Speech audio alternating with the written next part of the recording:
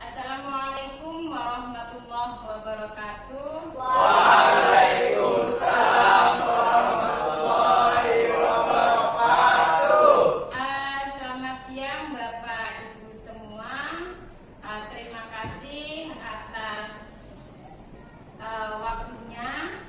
Terima kasih Bapak Ibu mau meluangkan waktunya untuk kita saling berbagi budaya positif yang ada di SMK Negeri 3 Banjarmasin.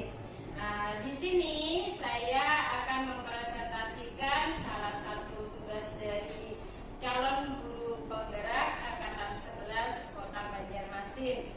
Pada kesempatan kali ini saya akan mempresentasikan terkait dengan budaya positif yang sudah diterapkan, khususnya yang sudah pernah saya terapkan di SMK Negeri 3 Banjarmasin dan sudah pernah kita terapkan atau itu sudah berlaku di SMK Negeri 3 Banjarmasin selama ini.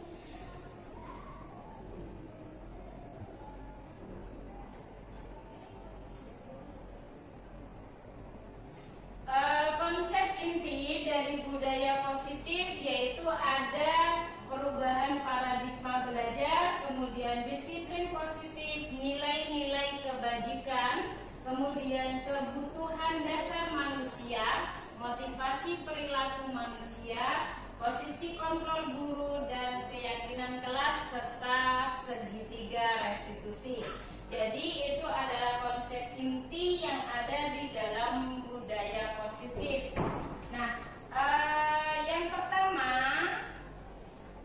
yaitu pembelajaran dengan paradigma baru. Pembelajaran paradigma baru adalah pembelajaran yang dirancang berdasarkan diferensiasi sehingga peserta didik dapat belajar sesuai dengan karakternya. Jadi pembelajaran paradigma baru menurut Ki Hajar Dewantara bahwasanya kita harus memberlakukan pembelajaran diferensiasi sehingga kita mampu memberikan sebuah pembelajaran atau kita mampu memberikan kebutuhan belajar peserta didik sesuai dengan karakternya tanpa kita harus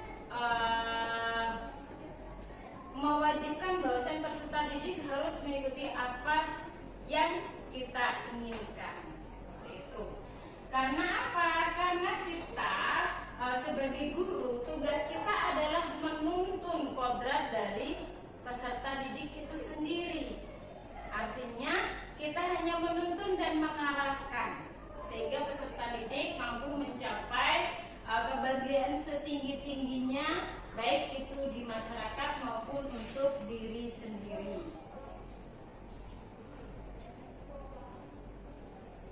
Kemudian disiplin positif dan nilai kebajikan. Disiplin berasal dari kata disiplina yang artinya belajar. Disiplin mengacu pada disiplin diri yang memiliki tanggung jawab terhadap apa yang dilakukan berdasarkan nilai yang diyakini.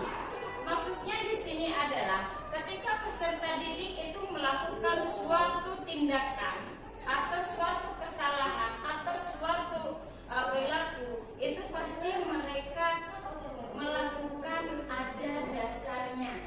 Dia yakin suatu hal yang diyakini. Apa sih itu? Disiplin positif merupakan salah satu cara penerapan disiplin yang bertujuan untuk menumbuhkan kesadaran serta memberdayakan. Artinya apa? Kita menerapkan disiplin di sekolah kita, masuk jam 7.30, ya kan? Tujuan kita apa? Tujuan kita apa? Untuk menuntun peserta didik, untuk mengarahkan peserta didik, menumbuhkan kesadaran serta memberdayakan. Kita tumbuhkan kesadaran peserta didik ketika dia datang ke sekolah jam 7.30 maka gerbang akan ditutup. Nanti akan dibahas yaitu terkait dengan kebutuhan dasar. Nah, peserta didik melakukan hal tersebut, misal ada peserta didik dia terlambat. Nah, kita harus cari tahu dulu kenapa peserta didik itu terlambat. Nah, di situ pasti dia punya alasan. Nah, budaya positif di sini atau disiplin positif di sini kita ingin menumbuhkan pada peserta didik bahwasanya disiplin positif itu adalah nilai kebajikan yang memang harus ada dalam diri peserta didik. Dia melakukan suatu disiplin positif bukan karena sebuah ancaman atau takut dia kena poin atau takut dia dibawa ke ruang BK, tetapi harus dari kesadaran peserta didik itu sendiri. Sebagai pendidik, tujuan kita adalah menciptakan peserta didik yang memiliki disiplin sehingga perilaku mereka mengacu kepada nilai kebajikan universal dan memiliki nilai motivasi intrinsik. Nah, maksud dari motivasi intrinsik tadi bahwasanya peserta didik akan datang ke sekolah sebelum jam 7.30 karena dia sadar bahwasanya ketika dia tepat waktu, disiplin waktu, maka itu adalah suatu kebaikan untuk dirinya sendiri. Mereka datang tepat waktu di sekolah, mereka mengikuti pembelajaran dengan baik, bukan karena takut BP, bukan karena takut dibawa ke ruang BK, bukan karena takut ancaman ataupun takut kena poin. Itu artinya kita membuat sadar nih, oh iya, memang aku sebagai pelajar harus datang sebelum gerbang ditutup atau mengikuti pembelajaran sesuai dengan keyakinan sekolah atau aturan yang ada di sekolah tersebut.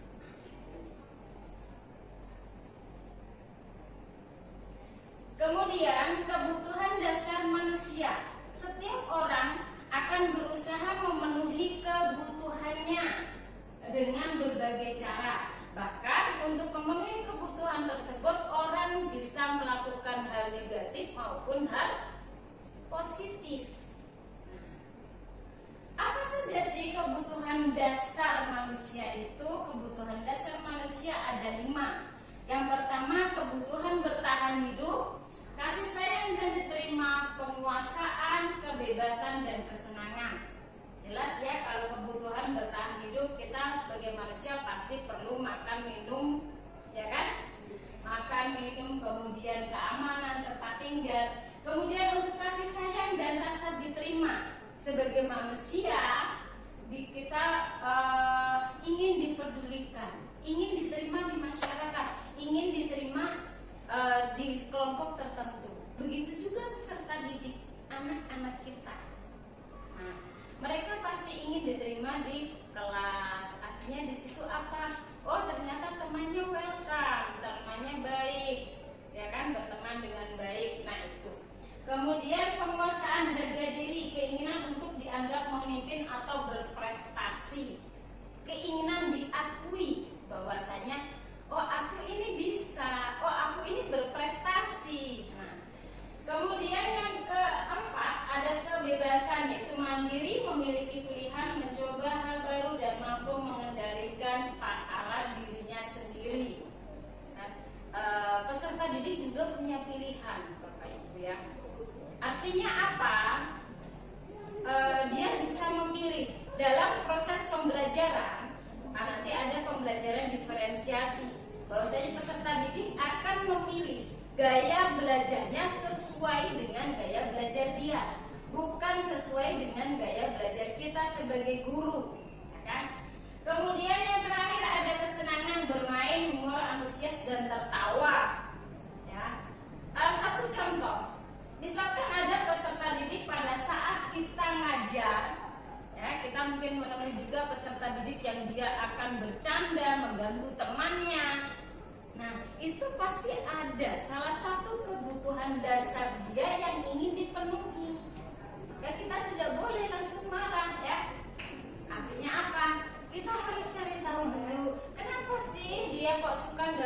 temannya. Kenapa dia suka ngobrol sendiri ketika pelajaran?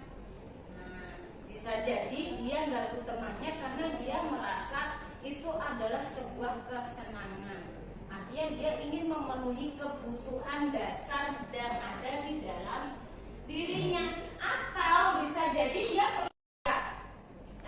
yang pertama, untuk menghindari ketidaknyamanan atau hukuman. Yang kedua, untuk mendapatkan imbalan atau penghargaan. Dan yang ketiga, untuk menjadi orang yang mereka inginkan. Ya, jadi itu ada motivasi intrinsik dan ada motivasi eksternal. Contohnya yang eksternal ada dua. Jadi mereka akan melakukan suatu hal itu karena takut dihukum. Salah satu contoh, dia akan masuk kelas tepat waktu. Kenapa? Takut kena poin. Dia akan selalu rajin ke sekolah. Kenapa? Karena takut kena poin. Takut dibawa ke ruang guru BK. Sehingga dia akan dinasihati di situ. Nah, dia nggak mau, nggak nyaman. Dia merasa tidak nyaman ketika dia dinasihati, ketika dia dibawa ke ruang bimbingan konseling. Nah, itu adalah motivasi eksternal. Dia menghindari ketidaknyamanan atau hukuman. Sehingga dengan terpaksa peserta didik kita, anak kita akan datang ke sekolah tepat waktu. Dia akan terus sekolah, ya, tidak pernah alpa. Kemudian untuk mendapatkan imbalan atau penghargaan, misalkan seseorang akan rajin di kelas. Karena apa? Karena dia mau mendapatkan suatu penghargaan dari gurunya. Nah, yang ketiga, untuk menjadi orang yang mereka inginkan dan menghargai diri sendiri ini karena memang sudah ada di dalam dirinya atau kesadaran yang ada di dalam diri bahwasanya dia harus melakukan atau dia harus berlaku disiplin. Agar apa? Agar dia menjadi orang yang lebih baik. Artinya dia menghargai dirinya sendiri. Nah, itu Bapak Ibu. Jadi ada 3 motivasi ketika perilaku-perilaku yang dilakukan oleh anak didik kita, bukan tanpa alasan. Tetapi ada dua motivasi eksternal tadi. Itu mungkin awalnya dia akan terpaksa, ya kan? Terpaksa dia harus bangun pagi. Tapi lama-kelamaan seiring berjalannya waktu, maka itu akan menjadi sebuah kebiasaan dia sendiri tanpa disadari. Kalau dia memang benar-benar melakukan. Salah satu contoh juga, peserta didik kita, anak kita, kalau mau pulang dia harus sholat dulu, ya kan? Mungkin pertama dia masuk akan terpaksa, merasa terpaksa, oh berat, pasti harus sholat dulu. Enak sholat di rumah, padahal di rumah nanti pulang belum tentu dia sholat, atau belum tentu dia pulang ke rumah, ya kan? Nah, apanya dia akan terpaksa melakukan sholat itu, tapi karena dia terus melakukannya, takut kena hukuman lah, takut nanti dibawa ke ruang BK lah, akhirnya dia mengikuti sholat itu. Lama-kelamaan itu menjadi sebuah kebiasaan dan kebutuhan. Nah, seperti itu Bapak Ibu ya. Jadi setiap tindakan dari peserta didik ataupun tindakan kita sendiri itu pasti ada motivasinya. Motivasi perilaku manusia. Tujuan disiplin positif adalah menanamkan motivasi pada peserta didik untuk menjadi orang yang mereka inginkan dan menghargai diri sendiri dengan nilai yang mereka percaya. Ketika peserta didik memiliki motivasi tersebut, maka mereka telah memotivasi intrinsik. Jadi ketika peserta didik itu sadar bahwasanya aku ini memang harus disiplin, aku harus bangun pagi, aku harus berangkat ke sekolah lebih pagi agar tidak terlambat.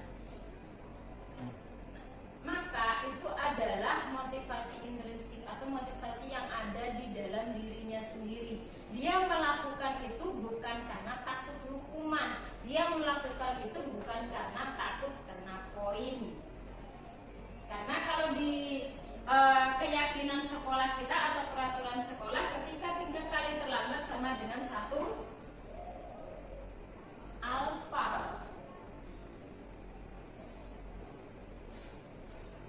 Hukuman, penghargaan, dan restitusi. Jadi ada Bapak Ibu, ada namanya hukuman, ada namanya penghargaan, kemudian restitusi. Hukuman tidak terencana, penghargaan sudah terencana, restitusi proses kolaborasi. Jadi ada perbedaannya. Kalau hukuman, kita akan menghukum anak kita. Misalnya, nah kita terlambat, kita suruh keliling lapangan, itu sebuah hukuman. Kenapa? Karena itu tidak tertulis, tidak terencana di dalam keyakinan sekolah atau peraturan yang ada di sekolah. Kemudian kalau penghargaan sudah terencana, artinya apa? Misal ada peserta didik yang dia datang tepat waktu, dia akan mendapatkan reward atau penghargaan dari sekolah. Nah itu kan sudah ada tuh. Biasanya sudah akan dicantumkan, itu masuk di peraturan atau keyakinan sekolah. Kemudian kalau restitusi, nah restitusi ini adalah kolaborasi antara peserta didik dan guru. Bagaimana kita menyelesaikan masalah peserta didik.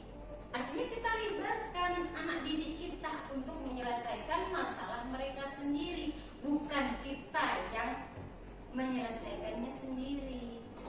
Nah, misal nih ada peserta didik yang terlambat, kita harus tahu kenapa anak itu terlambat. Jangan langsung marah dong, ya kan?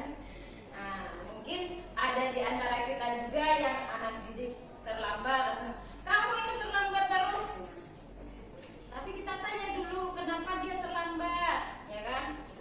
Oh alasannya misal karena bangun kesiangan. Kenapa dia bangun kesiangan? Main game misal. Nah, kita harus bawalah peserta didik kita kepada keyakinan sekolah. Kalau kamu main game, kemudian kamu terlambat, bangun kesiangan, ya kan? Kemudian kamu terlambat sekolah. Sekolah kita masuk jam berapa? 7.30. Dia pasti tahu kan? Karena peraturan sudah keyakinan yang dibuat sebelum dia masuk SMK 3. Nah, setelah kita masuk pada keyakinan jam berapa? Nah, setelah ini apa yang akan kamu lakukan agar kamu tidak terlambat? Kita kembalikan lagi ke siswa kita, ke peserta didik kita, ke anak-anak kita. Bukan kita langsung menjas, tidak. Nah, tapi kita kolaborasi. Misal ada peserta didik kita yang bertengkar, ya, peserta didik bertengkar, kenapa? Dari dua belah pihak lah kita tanya, kenapa dia bertengkar, kemudian apa yang akan dia lakukan untuk memperbaiki kesalahan. Nah itu, jadi itu namanya restitusi, kolaborasi. Kita bekerja sama, berdiskusi dengan peserta didik bagaimana menyelesaikan masalahnya.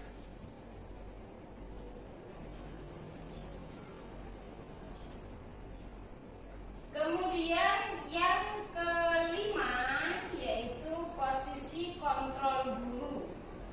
Jadi ada 5 posisi kontrol guru. Yang pertama sebagai penghukum, kemudian yang kedua pembuat merasa bersalah, kemudian yang ketiga sebagai teman, yang keempat sebagai pemantau, dan yang kelima sebagai manajer. Nah, jadi Bapak Ibu, setelah ini mari kita evaluasi, mari kita renungkan apa yang sudah kita lakukan selama ini. Kita sebagai apa? Apakah kita sebagai penghukum? Apakah kita sebagai pemantau? Apakah kita sebagai guru, sebagai pembuat merasa bersalah? Atau kita sebagai manajer? Atau kita sebagai teman? Kalau kita sebagai penghukum, guru yang menerapkan posisi sebagai penghukum akan berkata, patuhi aturan saya. Nah, guru itu berpikir bahwasanya untuk menyelesaikan masalah hanya aturan dia yang benar. Itu sebagai penghukum. Ya, aturannya seperti ini. Boleh patuhi kamu aturan saya. Saya maunya kamu seperti ini. Itu penghukum. Kemudian yang kedua, pembuat merasa bersalah. Kata-kata yang keluar dari guru merasa bersalah.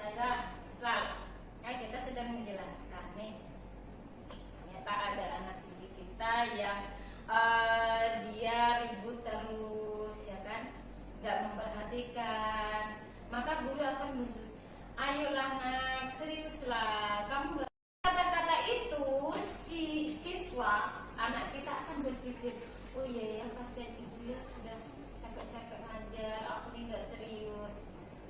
Jadi dia merasa bahwasanya dia telah mengecewakan orang.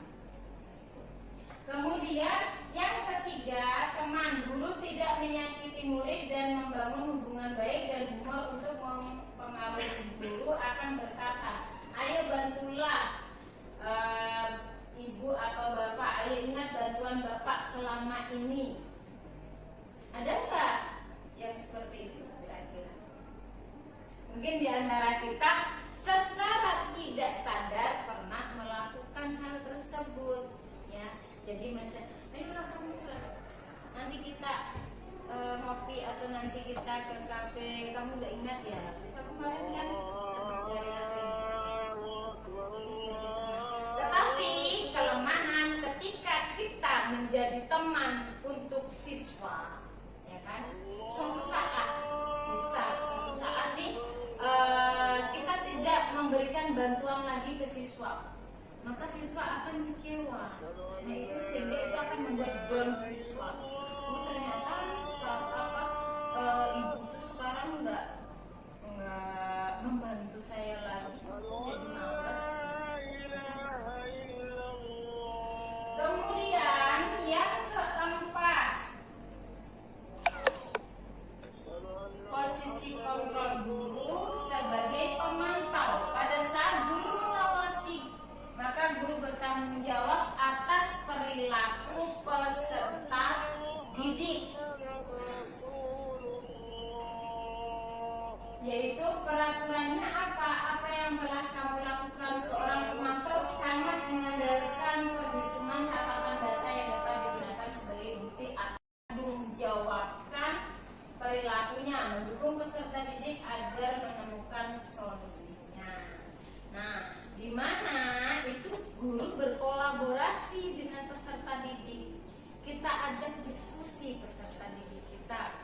Misalkan dia berkelahi, ya kan, dia bertengkar dengan temannya. Kita cari tahu dulu permasalahannya apa dari kedua belah pihak, dari saksi, ya kan. Setelah tahu permasalahannya apa, nah baru kita buatlah keyakinannya tadi, ya kan. Kita ingatkan, masih ingat dengan keyakinan sekolah atau peraturan yang ada di sekolah? Nah, maka peserta didik pasti akan menyebutkan, oh iya, peraturan atau keyakinan sekolah seperti ini, seperti ini, seperti ini, ya kan? Nah, setelah itu maka ajaklah diskusi. Nah, untuk memperbaiki masalah kalian atau menyelesaikan masalah kalian, apa yang harus dilakukan? Mereka untuk setelah itu, setelah mereka, oh saya akan memperbaiki, misalkan cukup damai, meminta maaf. Nah, tanyakan kapan itu akan dilakukan. Setelah itu kita mengarah ke keyakinan dia. Nanti kalau kamu sudah berbaikan nih ya, sudah nggak bertengkar lagi, nanti seperti apa jadinya? Kamu akan jadi orang seperti apa? Kalau kalian bisa saling memaafkan, kalian akan menjadi orang seperti apa? Nah, seperti itu, sehingga peserta didik dilibatkan. Tetapi perlu diingat juga, ada kasus-kasus yang memang bisa kita lakukan seperti itu, tapi ada juga yang tidak bisa dilakukan seperti itu. Ketika kasus kita yang harus berurusan dengan pihak berwajib, ya memang harus dengan pihak berwajib, ya. Sudah banyak kan kasus-kasus yang sudah ditangani oleh SMK 3 berurusan dengan pihak berwajib, sudah juga, ya kan. Insya Allah di SMK 3 kita sudah menerapkan hal tersebut. Nah, tapi mungkin masih ada dari kita yang memang belum menerapkan hal tersebut. Nah, marilah kita sama sama-sama berbenah, kita sama-sama memperbaiki hal tersebut agar kita mampu menjembatani, menuntun peserta didik mencapai kebahagiaannya setinggi-tingginya. Artinya apa? Dia akan menjadi manusia yang berguna baik di masyarakat ataupun untuk dirinya sendiri.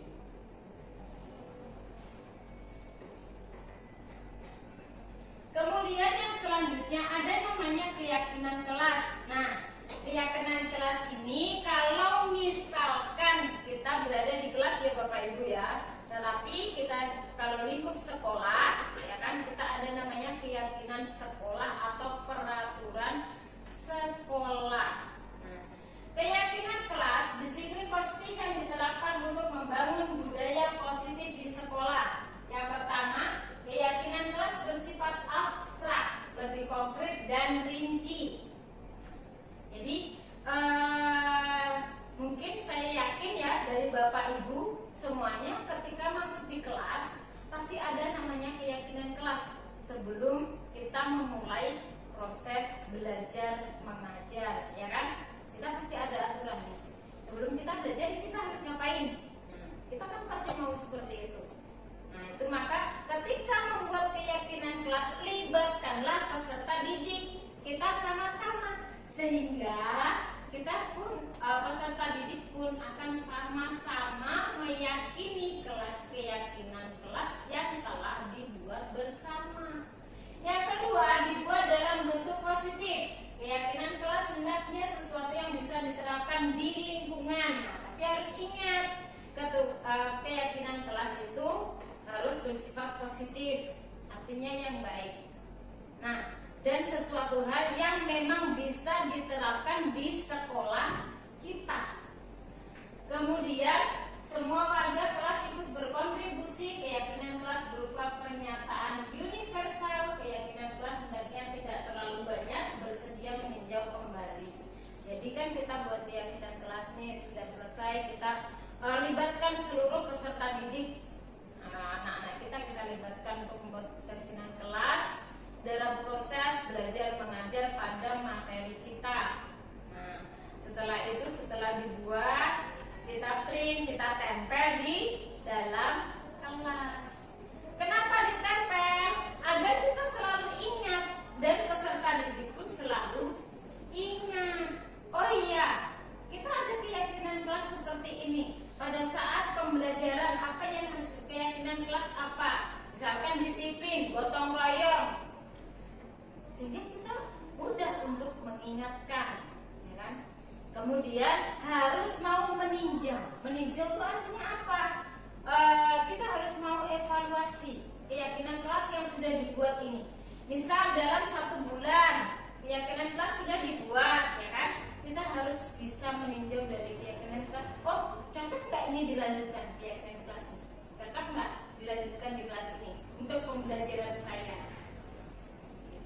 Artinya bukan sekali kita membuat keyakinan kelas sudah selesai, titik, tidak, tapi harus ditinjau ulang. Artinya ketika keyakinan kelas itu perlu diperbarui atau perlu diperbaiki, maka kita harus memperbaiki dan memperbarui. Kemudian bagaimana membuat keyakinan kelas? Orientasi pentingnya keyakinan kelas. Libatkan seluruh peserta didik, dibuat dalam bentuk positif, disesuaikan dengan kondisi sekolah, tempel di tempat strategis. Jadi caranya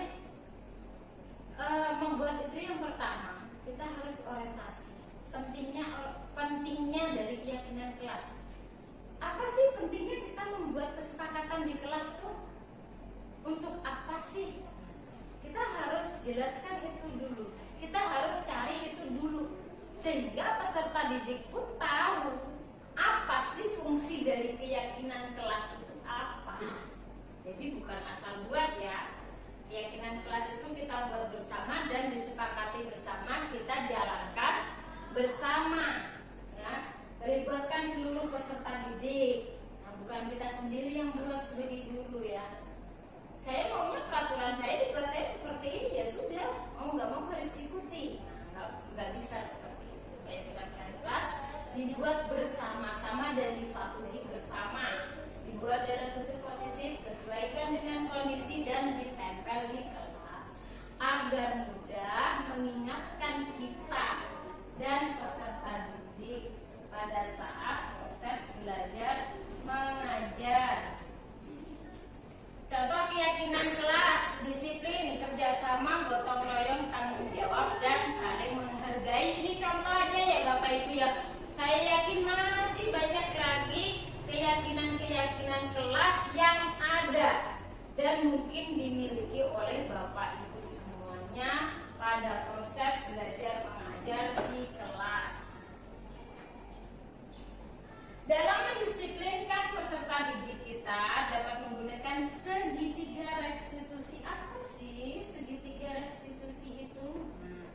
Jadi Bapak Ibu, ketika kita ada peserta didik kita melakukan sebuah kesalahan, kita tidak boleh langsung menjustifikasi. Kita harus cari tahu dulu akar permasalahannya apa.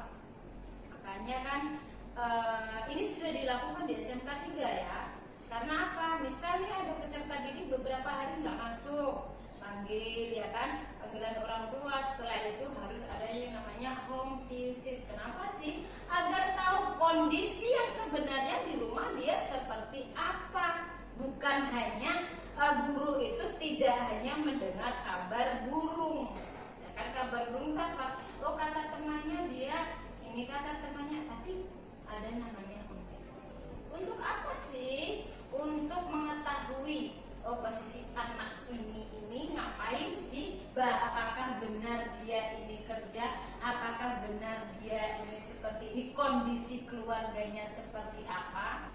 Sehingga ketika kita tahu semuanya, kita pun bisa memperlakukan peserta didik kita sesuai dengan karakternya. Nah, itu sudah dilakukan di SMK 3.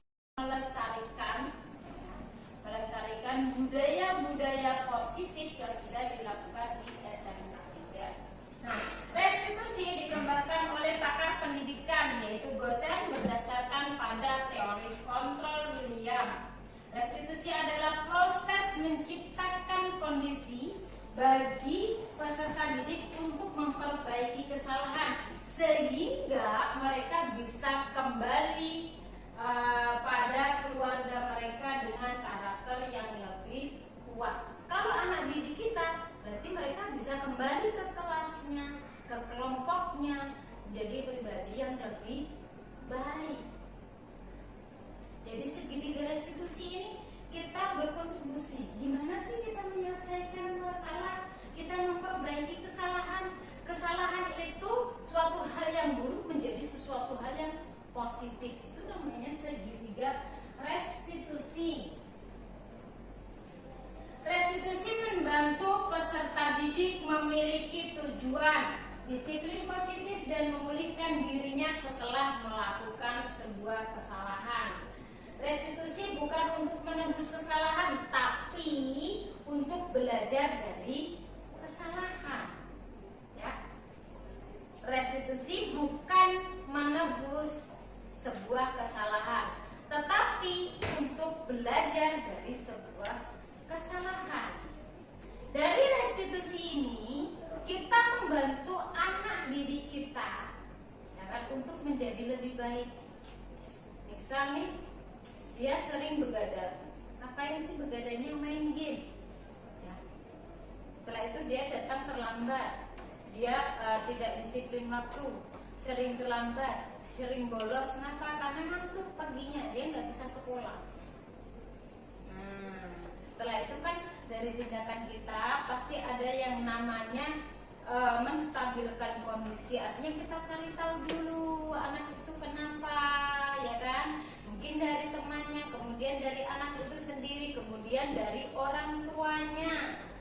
Nah, setelah dari orang tuanya, ada kan kita panggilan orang tua, ya kan? Bapak Ibu, kita panggil orang tuanya, kita cari informasi, nah kenapa dan bagaimana, ya kan? Setelah itu kita juga bimbing anak didik kita, ya kan? Kita kembalikan kepada keyakinan sekolah atau peraturan yang ada di sekolah. Kamu tahu peraturannya bagaimana? Terus ketika kamu melakukan ini, akibatnya apa ke kamu? Ya kan? Kalau kamu ingin menjadi orang yang lebih baik, kamu menjadi orang yang baik. Nah, ini baik nggak untuk kamu? Ya, kita di situ, kita ajak diskusi peserta didik ke situ. Kalau nggak baik, kemudian apa yang akan kamu lakukan untuk memperbaiki hal tersebut? Saya akan begini. Kalau kamu sudah tidak bergadang, ya kan, misal kamu tidak bergadang, kamu tidak main game, nah maka kamu akan tidur lebih awal, kemudian bisa bangun pagi, bisa berangkat sekolah. Ketika kamu sekolah, benar-benar sekolah, kamu akan menjadi apa? Pasti dia bisa menjadi orang yang diinginkan, artinya menjadi orang yang sukses, mencapai kebahagiaan yang setinggi-tingginya, ya kan? Dari peserta didik atau anak didik kita, tujuan dari sekolah itu apa sih? Kan nggak mungkin ya dia ingin menjadi orang yang nggak sukses, kan nggak mungkin. Kenapa? Itu pasti untuk menjembatani dia untuk mencapai cita-citanya. Jadi restitusi itu membantu peserta didik mencapai tujuan, disiplin. Kita disiplinkan di situ, bukan menebus kesalahan, bukan. Kalau menebus kesalahan, aku melakukan kesalahan A, maka akan dibayar dengan B. Nah, itu namanya menebus sebuah kesalahan. Tapi restitusi tidak seperti itu. Segitiga restitusi ada namanya menstabilkan identitas, yaitu membantu anak untuk tetap tenang dan kembali ke suasana hati di mana proses belajar dan menyelesaikan masalah. Ya, ketika peserta didik ada sebuah permasalahan, misal dia bertengkar atau dia datang terlambat, kita stabilkan dulu. Apalagi kalau anak-anak kita ini sudah remaja ya Bapak Ibu ya. Kalau dia bertengkar, emosinya pasti tinggi, ya, gengsinya tinggi, darah mudanya itu masih menggelora. Jadi biasanya dia habis bertengkar itu kita damaikan, gak bisa langsung damai. Nah, kita sebagai orang tua di sini harus bisa mendamaikan dulu, dinginkan suasana, jangan malah dikomporin, ya. Jadi dinginkan dulu. Harus ada yang mendinginkan agar apa? Agar tidak bertambah panas, kan berbahaya tuh kalau tambah panas ya. Jadi didinginkan dulu. Itu namanya menstabilkan kondisi atau menstabilkan identitas. Kita dinginkan. Kita tanya, kenapa sih kamu tadi kok bertengkar? Ya kan? Maka misalkan ada peserta didik kita yang minum alkohol, itu bisa aja terjadi kan? Bisa aja terjadi, ya kan? Kita harus dinginkan dulu suasana. Kita cari tahu dulu kenapa. Tapi kalau orang mabuk gak mungkin bisa ditanya ya. Gak mungkin bisa ditanya. Orang mabuk itu ya. Kalau orang mabuk itu pasti kita tanya A, dia bisa jawabnya B, ya kan, kemana-mana. Yang jelas kita stabilkan dulu. Nah itu artinya berarti tidak bisa langsung. Nah, segitiga restitusi ini tidak selamanya langsung bisa kita terapkan. Kenapa? Seperti contoh tadi, misalkan anak kita ada yang minum mabuk, bisa nggak? Kita tanya dia, pasti kan kemana-mana ya jawabnya. Nah itu. Tapi kalau misalkan anak yang terlambat, kemudian bertengkar, sering tidak masuk, nah kita bisa tanya, cari tahu, stabilkan dulu. Anak yang bertengkar, kenapa sih kok bertengkar? Apa faktornya? Memperebutkan apa sih? Itu di awal pasti ngotot ya. Ya kan, yang sering terjadi ya Bapak Ibu yang sering kita tangani itu kan anak-anak ketika kita bawa ke ruang BK itu masih mau saling hantam. Karena anak kita kan sudah di posisi atau usia dewasa. Nah, masih berpikir darah mudanya itu masih bergelora tinggi ya. Panas, masih suka panasan tuh. Nah, jadi kita stabilkan dulu Bapak Ibu. kita dinginkan dulu, tenang dulu. Ya, setelah anak didik kita tenang, maka dia akan bercerita kenapa dia bertengkar. Pasti ada pembelaan dari A, pembelaan dari si B. Kita hadirkanlah saksi, ya kan?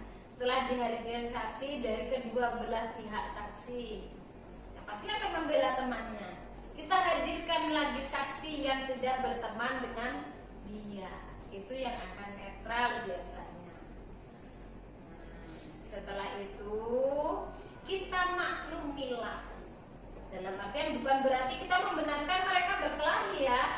Nah, yang kedua, validasi tindakan yang salah, bahwa setiap tindakan yang dilakukan pasti ada tujuan atau latar belakangnya. Artinya apa?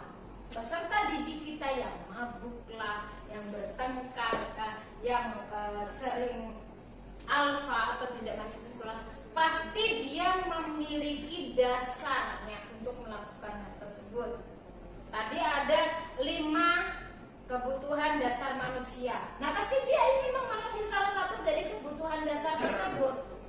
Bisa jadi anak yang minum itu karena dia merasa perlu memenuhi kebutuhan dasar kasih sayang dan diterima.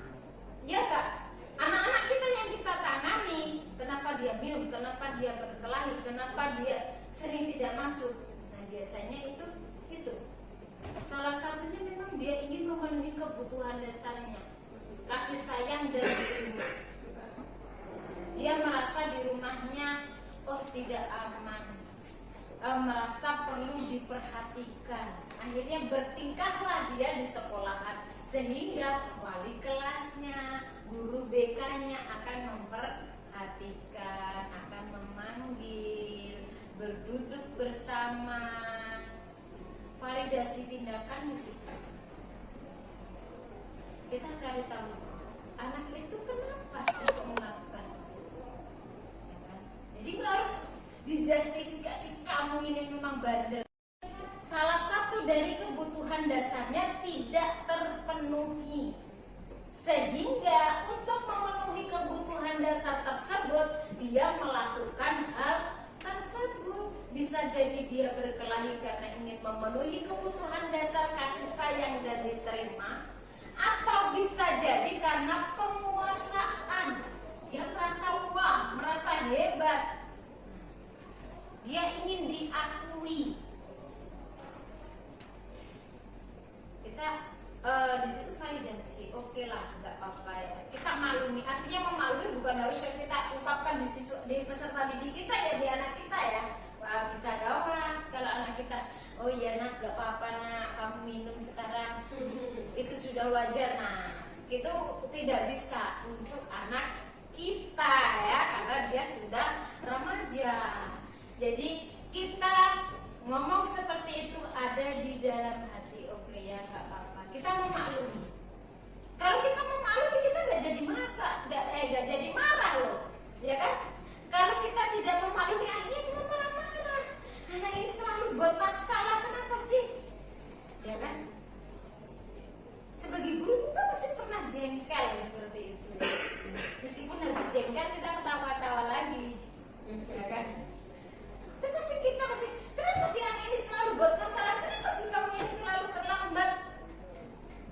Itu pasti. Nah, ternyata dia ingin memenuhi kebutuhan dasarnya tadi. Salah satu kebutuhan dasar, entah karena dia ingin memenuhi kebutuhan dasar kasih sayang dan diterima, apakah dia ingin memenuhi dasar kebutuhan dasar kebebasan atau kesenangan. Bisa jadi anak yang jahil, ya, anak yang jahil itu karena dia kesenangan, dia merasa ketika dia melakukan hal tersebut dia merasa senang. Setelah kita validasi tindakan, bahwasanya kita memaklumi apa yang dilakukan oleh anak kita itu adalah suatu hal yang wajar karena dia masih anak-anak, perlu bimbingan kita. Kita sebagai guru tugasnya adalah menuntun peserta didik kita, ya kan, untuk mencapai tujuan hidupnya. Salah satu penentuannya adalah kita, maka kita dituntun ya Bapak Ibu ya. Artinya dituntun itu berarti kita rangkul dia, kita gandeng dia. Setelah itu yang ketiga, menanyakan keyakinan, membantu anak agar memiliki gambaran yang jelas tentang orang seperti apa yang dia. Kita tanyakan keyakinan. Keyakinan sekolah kita apa sih? Yang pertama harus apa, yang kedua, ketiga, dan seterusnya. Saya yakin anak-anak kita sudah dewasa, bisa berpikir, ya kan? Pasti dia akan mikir, oh iya ya, keyakinan kelasnya ini. Nah, kita kembalikan. Nah, tahu kan nak, keyakinan kelas atau keyakinan sekolah, peraturan yang ada sekolah seperti apa? Nah, kamu ini mau jadi apa sih? Kamu mau jadi anak seperti apa? Saya yakin sebandel-bandelnya anak kita, dia pasti punya keinginan. Cuma kita yang harus tahu, yang harus bisa menggali apa sih tujuan anak kita, keinginan. Pasti gak mungkin anak kita itu pengen jadi berandalan, itu gak mungkin Bapak Ibu. Pasti dia ingin menjadi orang yang sukses, itu pasti. Tetapi tadi tindakan-tindakan dia yang dilakukan, pelanggaran-pelanggaran yang dilakukan dia, karena dia ingin memenuhi kebutuhan dasarnya. Bisa jadi dia di rumah tidak diperhatikan orang tuanya selalu berkelahi, ya kan? Ini misal ya, orang tuanya selalu ribut di rumah, sakit kepala nggak anak tuh, anaknya nggak diperhatikan. Misal itu yang pertama. Atau orang tuanya selingkuh, sedih nggak anaknya? Atau misalkan orang tuanya sibuk kerja nggak ngurusi anak.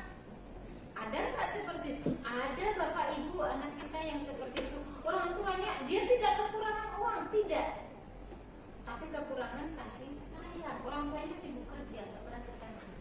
Nah, ketika kita menanyakan keyakinan, setelah itu kita tanya sih, kamu mau apa sih nak? Kamu setelah sekolah mau jadi apa? Kamu mau ngapain? Dia kasih ngomong.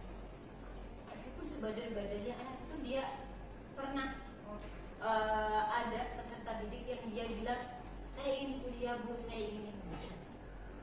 Tapi, nah, ketika dia sudah mengungkapkan keinginan dia ingin seperti apa, maka kita arahkanlah dia. Kalau kamu mau seperti ini, maka kamu harus melakukan ini. Nah, di sini jalannya, nak. Kamu harus jalan ke sini, kamu nggak boleh jalan ke sini. Kita sebagai guru menuntun dan mengarahkan. Ya, jadi menanyakan keyakinan dia mau jadi apa. Artinya segitiga restitusi ini kita menyelesaikan suatu masalah, ya kan? Tapi kita berdiskusi dengan peserta didik, sehingga peserta didik itu belajar dari kesalahan. Dari kesalahannya dia belajar. Harus diperbaiki sehingga dia mampu mencapai cita-citanya.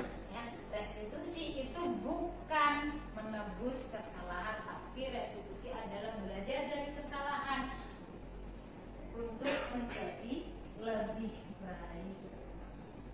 Kemudian yang selanjutnya ada namanya teori kontrol. Nah, teori kontrol menyatakan bahwa kita pada dasarnya termotivasi secara internal ketika identitas sukses telah tercapai pada langkah 1 dan tingkah laku yang salah telah divalidasi pada langkah 2, maka anak siap dihubungkan dengan nilai-nilai yang diyakini. Nah, pada dasarnya Bapak Ibu, kita ini nggak bisa sih kontrol orang, ya kan?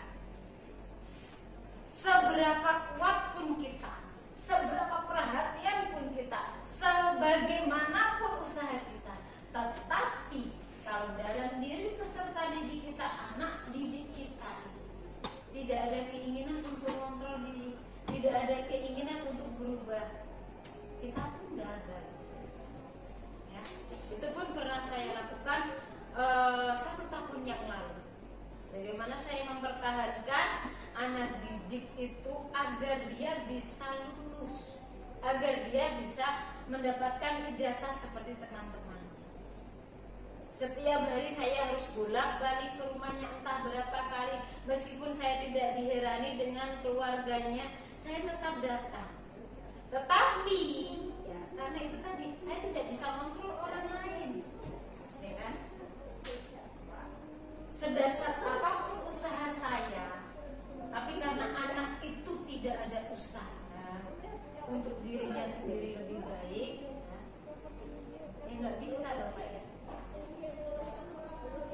Nah, jadi segitiga restitusi tadi adalah ketika kita sudah mencapai satu, sukses di satu tadi, menstabilkan kondisi, kemudian kita validasi tindakan, baru kita mengarah ke keyakinan, kita kembalikan anak kita mau jadi seperti apa.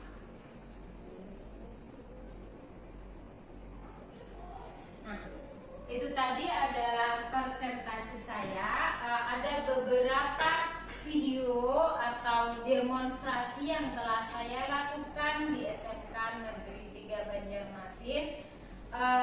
Dan tentunya saya yakin dari kita semua itu sudah pernah melakukan hal tersebut ya Bapak Ibu.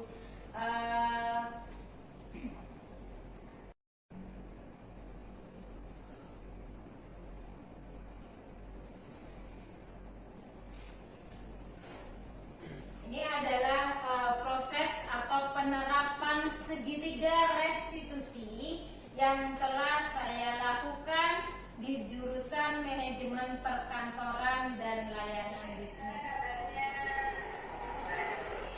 Nah, pada kasus ini ya, peserta didik terlambat atau sering terlambat datang ke sekolah.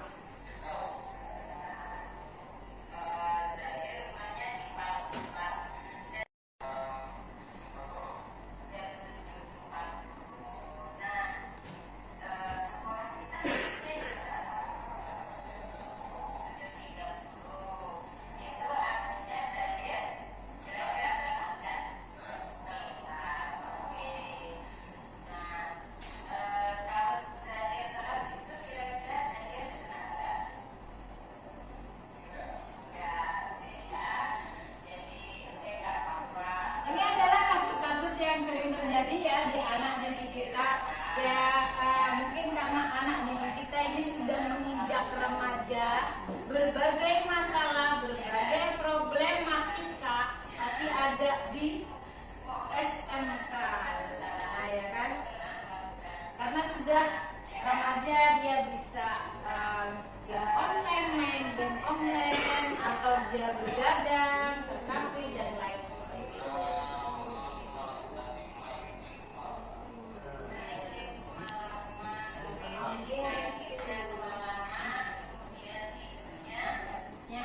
Dia sering terlambat karena main game sampai gak ingat waktu. Memang kalau main game itu enak ya Bapak Ibu ya. Ya. Jadi kalau ada anak didik kita terlambat karena dia main game, kayaknya harus maklum juga. Karena kita waktu remaja ya, saya pun waktu masih muda dulu kan ya suka main game. Saya yakin Bapak Ibu juga seperti itu. Dan saya yakin sekarang pun Bapak Ibu masih suka main game.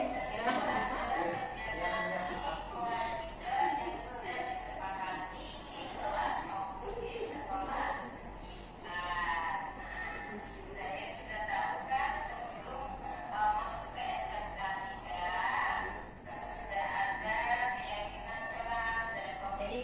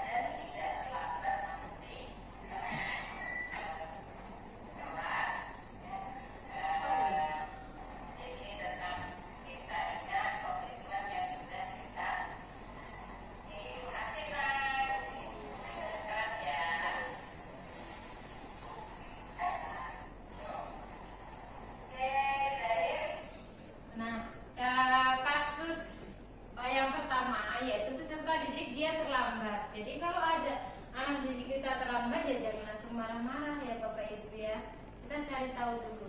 Karena ada beberapa anak didik kita yang dia terlambat bukan karena main game, bukan karena nongkrong, tapi karena dia kerja. Itulah dilema di SMK, ya. Karena saya pun pernah menemui peserta didik, dia sering terlambat. Karena apa? Ternyata dia kerja, Bapak Ibu. Atau pernah juga dia tidur di kelas waktu jam pelajaran. Kenapa? Karena dia kerja malamnya. Dia membantu orang tuanya untuk jaga malam, ya. Kasihan juga, ya kan? Seusia remaja yang dia harusnya bersenang-senang mungkin dengan temannya, tapi ketika dia pulang sekolah maka dia harus membantu orang tuanya untuk jaga malam. Jadi dia membantu orang tuanya, sehingga kadang dia di kelas pun dia bisa tertidur. Nah itu kalau misalkan peserta didik kita tidur terus kita marah-marah, gimana perasaannya anak didik kita? Ya kan? Padahal dia itu menurut dia, aku nggak salah, aku kan bantu orang tuaku. Nah, kita harus maklum di situ. Jadi artinya tidak langsung dijustifikasi bahwasanya anak yang selalu terlambat atau anak yang selalu tidak masuk itu adalah anak yang bermasalah. Tidak. Kita harus tahu dulu. Makanya ada namanya klarifikasi ke anaknya. Kenapa sih ke orang tuanya setelah itu ternyata masih bermasalah?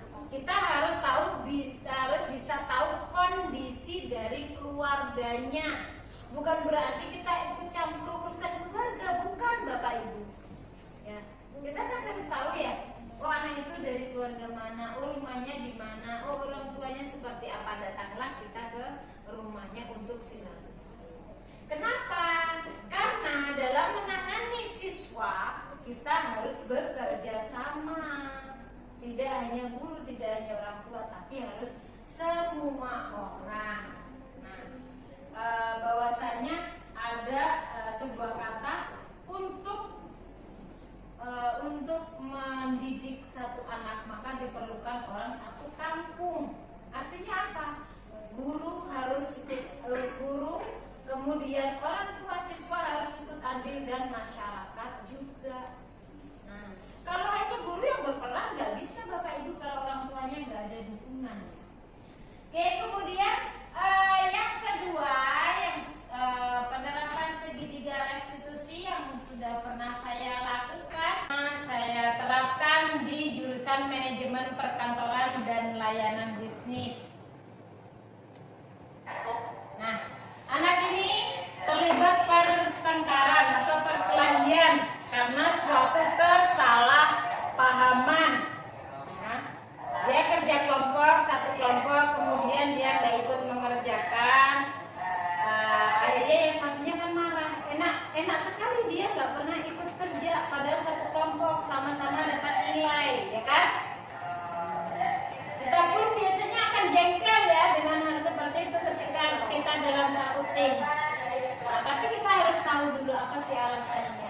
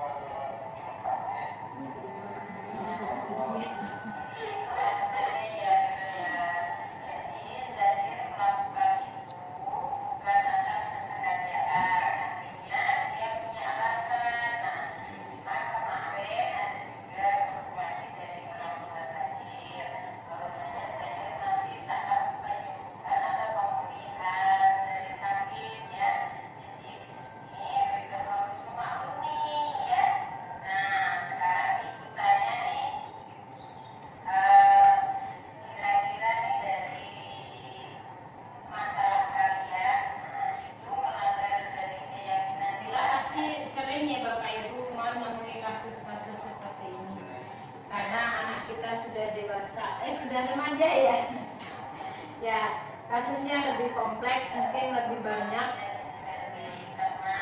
Dan ada juga kasus-kasus yang ekstrim itu pasti kita tangani ya. Terutama Bapak Nur Hidayat ya, pernah menangani kasus yang dia harus berhubungan dengan kepolisian. Nah, itu kan mau nggak tahu, mau nggak mau, kita sebagai guru kan harus menjembatani, ya kan?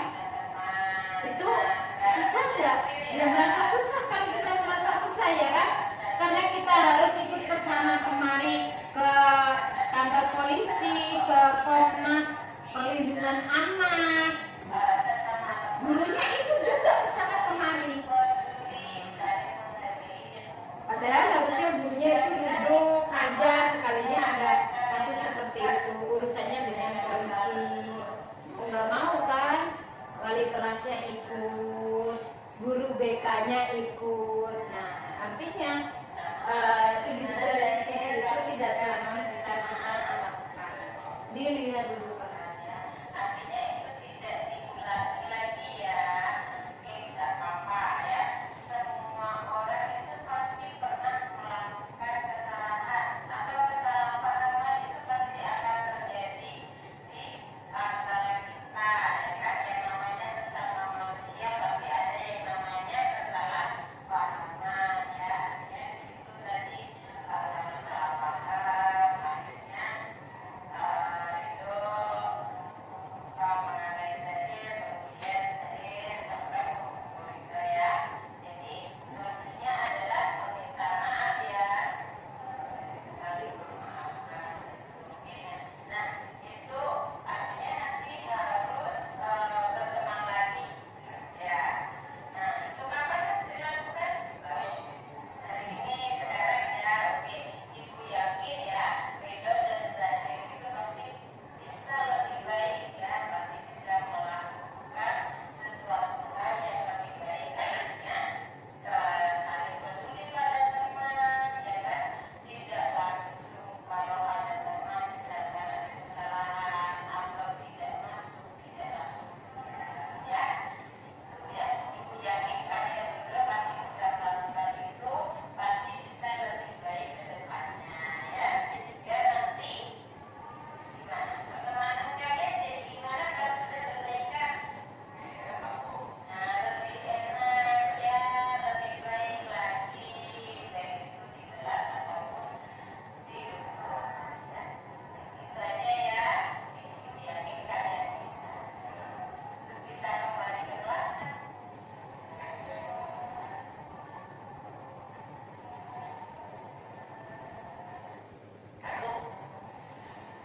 Nah itu tadi penerapan segitiga restitusi yang pernah saya terapkan di jurusan manajemen perkantoran dan layanan bisnis. Tetapi memang Bapak Ibu, dalam penerapan segitiga restitusi artinya tidak semua kasus ya, karena misalkan kasus itu harus berhubungan dengan pihak yang berwajib, maka kita pun harus melibatkan pihak yang berwajib. Tetapi biasanya kita sebagai orang tua atau kita sebagai pendidik tidak melakukan hal tersebut terlebih dahulu. Jadi diusahakan tetap secara kekeluargaan ya kan. Kenapa? Karena kalau sudah masalah itu berhubungan dengan pihak yang berwajib, maka masalahnya akan menjadi lebih panjang dan lebih rumit. Nah seperti itu. Karena kita pun sendiri nanti pasti akan repot ya kan. Seperti yang pernah dialami oleh Pak Dayat ya kan, beliau harus ke sana kemari, ke kantor polisi, kemudian ke perlindungan anak dan lain sebagainya ya kan. Kira-kira itu capek enggak, susah enggak ya kan. Nah maka lebih baik tetap di kekeluargaan. Seperti itu Bapak Ibu. Baik, terima kasih Bapak Ibu semuanya, terima kasih atas waktunya. Terima kasih, kita selalu sharing atau sharing dari apa yang telah kita lakukan. Mudah-mudahan kita sebagai pendidik atau sebagai guru kita bisa selalu membersamai peserta didik atau anak didik kita selalu bisa menuntun anak didik kita sehingga anak didik kita mampu mencapai tujuan dan cita-citanya. Demikian saya akhiri. Assalamualaikum warahmatullahi wabarakatuh. Waalaikumsalam warahmatullahi wabarakatuh.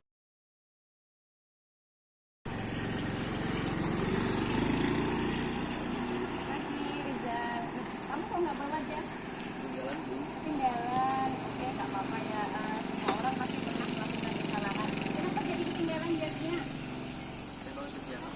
Bangun kesiangan, akhirnya kamu buru-buru itu ucapkan sekolah. Iya ibu. Nah, jadi kamu buru-buru akhirnya lupa nggak bawa jas. Jadi nggak apa-apa, semua orang pasti pernah melakukan kesalahan, ya kan? Jadi kamu sudah bagus, kamu buru-buru karena agar tidak terlambat sekolah, ya kan? Tapi kamu hanya ketinggalan jas. Nah, menurutmu ketinggalan jas ini kan salah satu atribut sekolah ya? Kamu kira-kira menurutmu kamu melanggar keyakinan kelas atau sekolah nggak? Saya tidak disiplin waktu. Oke, nah itu berarti salah satu dari keyakinan kelas ya, kamu tidak disiplin waktu. Nah, untuk memperbaiki hal tersebut, apa kira-kira yang dilakukan Rizal? Saya tidur lebih awal dan pasang alarm bu, Kenapa sih harus tidur lebih awal dan pasang alarm? supaya bisa bangun lebih pagi. Supaya bisa bangun lebih pagi ya, agar tidak terburu-buru dalam menyiapkan keperluan sekolah. Oke, jadi saya yakin Rizal pasti bisa untuk berubah seperti itu ya. Oke, kalau kamu sudah berubah, kira-kira kamu akan menjadi orang yang seperti apa? Saya lebih disiplin dan mandiri bu. Nah, bagus. Jadi setelah kamu berubah, nanti kamu bangun tidak kemalaman, ya kan? Tidur tidak kemalaman, sehingga bangunnya tidak kesiangan, jadi bangun pagi, tidak terburu-buru ya. Kalau sudah melakukan itu, nanti pasti kamu akan menjadi orang yang disiplin. Oke, saya yakin Rizal bisa melakukan hal itu. Ibu. Baik, oke. Kalau gitu bisa langsung ke barisan. Oke baik ibu, terima kasih banyak ibu. Oke, sama-sama. Assalamualaikum warahmatullahi wabarakatuh. Saya Muhammad Sahidjal dari 11B MPLB. Terima kasih kepada Ibu Anissa telah mengajak saya diskusi sehingga saya tahu bagaimana menyelesaikan masalah saya. Dan setelah ini saya tidak akan tidur larut malam lagi agar dibangun kesiangan dan terburu-buru berangkat sekolah. Nama saya Christian Frederikus Hasiolan dari kelas X2. Pada saat pembelajaran dengan Ibu Anissa, saya merasa senang karena sebelum pembelajaran mulai, Ibu Anissa membuat kesepakatan kelas atau keyakinan kelas, sehingga kami mampu menerapkan keyakinan kelas tersebut secara bersama-sama, yaitu guru dan siswa. Tiga. Perkenalkan, nama saya Muhammad Ijaska dari 10 CMPLB. Saya merasa senang saat membuat kesepakatan kelas karena dengan keyakinan kelas yang telah dibuat, kami dapat bertanggung jawab, saling menghargai dan menghormati, serta kami dapat lebih disiplin lagi. Terima kasih.